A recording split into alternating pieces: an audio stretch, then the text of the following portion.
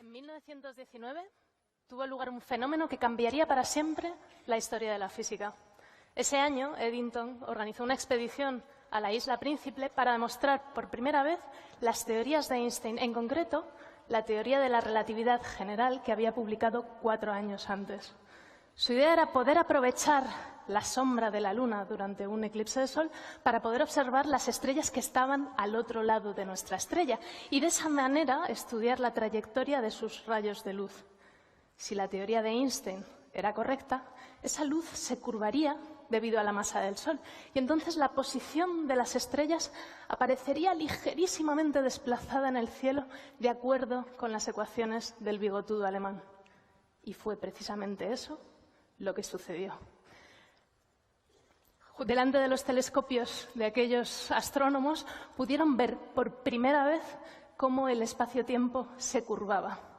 Debió de ser un momento realmente emocionante y, sin embargo, cuentan que cuando se lo dijeron a Einstein, el tío reaccionó pues sin sorpresa, en plan, bueno, sí, claro, ¿cómo no? Yo ya lo sabía. De hecho, dicen que cuando le preguntaron, ¿no? En plan, hipótesis, oye, ¿qué habría pasado si el experimento de Eddington no hubiese confirmado tu teoría? Y que el tío dije, pues lo habría sentido mucho por Dios, porque verás, mi teoría es correcta. ¿Vale? Está claro que Einstein se flipaba un poco, ¿vale? Pero, desde luego, podemos estar seguros de que en caso de que la teoría de la relatividad general no se hubiese confirmado experimentalmente, hoy no estaríamos hablando de ella, sencillamente porque no sería cierta. Sin embargo, lo que nos viene a contar esta anécdota es que para Einstein la belleza de su teoría era tan importante, le molaba tantísimo que todo encajase tan bien, que le hubiese costado enormemente renunciar a ella. Y no fue la única vez que Einstein habló de la importancia que le daba la belleza de sus teorías. De hecho, él reconocía, por ejemplo, que tenía un sesgo estético en contra de la cuántica, a pesar de que se hubiese confirmado experimentalmente. A él no le gustaba. No le gustaban esos resultados expresados en forma de probabilidad, y de ahí viene esa famosa frase de Dios no juega a los dados. Curiosamente, no ha sido el único científico que ha hablado de esa sensación, de esa belleza. Esta frase, por ejemplo, es de Paul Dirac, otro científico del siglo XX, también padre de la cuántica, que decía dar más importancia a la belleza de sus matemáticas que al hecho de que se confirmasen experimentalmente. E incluso Heisenberg, famoso por el principio de incertidumbre, decía que él veía en la belleza de las matemáticas un síntoma de verdad. Pero si queremos remontarnos al primer físico que planteó esta idea, que emparentó estas dos ideas, la física y la belleza, debemos ir mucho más lejos, debemos ir a tiempos de Pitágoras. Pitágoras es este pensador que casi todos pensamos, ¿no? Casi todos asociamos a la filosofía y a las matemáticas, pero además Pitágoras fue quizás el primer científico que planteó una fórmula cuantitativa de la naturaleza, es decir, una fórmula que nos permite describir un fenómeno de la naturaleza mediante números. Y esa fórmula que descubrió era precisamente la que describía los sonidos de su lira. Lo que Pitágoras encontró en su lira es que cuando las cuerdas estaban proporcionadas por números enteros y sencillos, 1, 2, 3, 4, ¿vale? Imaginaos una lira con unas cuerdas de 10 centímetros, 20 centímetros, 30, 40. Entonces, al tocar esas cuerdas todas juntas, sonaban bien, producían consonancia, producían un acorde agradable. Sin embargo, en el momento en el que Pitágoras se ponía a jugar con esos números y ponía números más feos, en plan 13,2 y 14, y 14,4, números así con decimales o que no seguían un patrón evidente, entonces su lira sonaba mal, su lira producía disonancia. Con ese fenómeno, Pitágoras lo que pensó es que la belleza de la música emanaba de los propios números. Pero no solo eso. Él dijo que, dado que la belleza venía de los números, todos los fenómenos de la naturaleza debían poder explicarse por matemáticas. Y que entonces la función de los físicos y de los matemáticos no solo era perseguir la verdad y describir lo que veían, sino además procurar que sus ecuaciones fuesen bellas. De esta tradición viene un concepto como cosmos. El cosmos, para los griegos, era un todo ordenado por números y, por lo tanto, bello.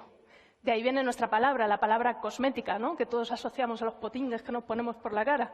Sin embargo, para los griegos esta belleza, esta cosmética, tenía mucho más que ver pues, con la belleza de las matemáticas, ¿vale? Como la belleza de Clara Grima. Era una belleza del orden, una belleza de los números.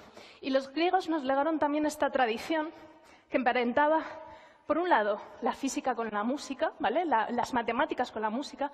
La música era parte del quadrivium, formaba parte de un corpus de disciplinas numéricas que agrupaba a la aritmética, la geometría, la astronomía y la música, y además nos legaron esa aspiración, ¿no? Ese ideal de que la belleza debía estar también en las teorías que describen nuestro mundo. Bien, con tanto físico a lo Paudonés, todo me parece bonito. Cabe preguntarse, ¿es la belleza criterio de verdad? Bueno, os tengo que contar un pequeño desengaño, una pequeña cosa que nos rompe el corazón a todos los músicos que hemos pasado por ahí, y es que resulta que la lira de Pitágoras está un poco desafinada, ¿vale? No es un tema fácil, nos costó mucho resolverlo, lidiar con el duelo. Hasta el Renacimiento no hubo manera de arreglarlo, pero de hecho, si tú coges los números perfectos de Pitágoras, hay el 1, el 2, el 3, el 4, y afinas un instrumento musical, resulta que no cierra. ¿Vale? Las escalas no cierran, hay intervalos que son distintos entre sí. Llegas do, re, mi, fa, sol, la, si y el do no te encaja.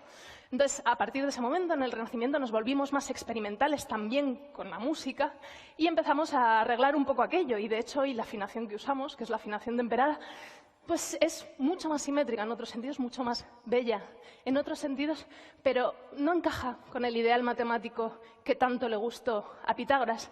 Y no ha sido la única vez en que un ideal estético no ha terminado de encajar del todo con las aspiraciones de los científicos. Un caso muy conocido es el de Copérnico. Copérnico, sabéis, que fue en parte responsable de volver a traer a la ciencia contemporánea la idea del sistema heliocéntrico, es decir, un sistema donde el Sol se sitúa en el centro. Él defendió ese sistema porque decía que era mucho más bonito que el sistema geocéntrico. Según él, era precioso, porque con su sistema tú podías describir todos los movimientos de los planetas con circunferencias. Circunferencias, joder, qué cosa más bonita, una figura perfecta, redonda, simétrica, maravillosa, salvo porque las órbitas no tienen esa forma. ¿Vale? Poco después de Copérnico, un poquito después, llegó Kepler y descubrió que las perfectas órbitas de Copérnico en realidad eran elípticas, pero Kepler se consoló, dijo, bueno, vale, tenemos que usar elipses, esto es un poco más feo, pero fíjate qué guay, tenemos 6 planetas y podemos colocar los sólidos platónicos, que son 5 entre ellos, ¿sabes? 6 planetas en los huecos, 5 en los sólidos platónicos. ¡Qué bonito! O sea, seguro que esta es la teoría verdadera. Y no, ¿vale? Porque resulta que hoy sabemos que hay más planetas que los que creía Kepler. Y después llegó Newton y formalizó también un poco la teoría de la gravedad, pero él también tenía sesgos estéticos. Newton se empeñó, cuando él estudió la luz y dividió, ¿no? Demostró que la luz blanca estaba formada por varios colores, él se empeñó en hacer encajar 7 colores encima de esa luz blanca. ¿Por qué? Porque 7 eran las notas que tenía una escala. ¿Es la belleza, entonces, criterio de verdad o es un sesgo? Veréis, en el siglo más reciente, ¿vale? Ya en el siglo XXI sabemos, gracias a la psicología, que de hecho las cosas que nos parecen bonitas tienden a parecernos más verdad. Y esto se aplica tanto a gente guapa que nos dice cosas, a textos que están escritos con mejor letra o incluso a ecuaciones que se nos presentan con más simetría. ¿Es entonces un sesgo? Yo no me atrevo a concluir eso, creo que es más cosas. Ha sido una motivación, ha sido un motor de la ciencia durante muchos siglos. Pero quizás sí deberíamos permanecer alerta. Y eso, muchas gracias.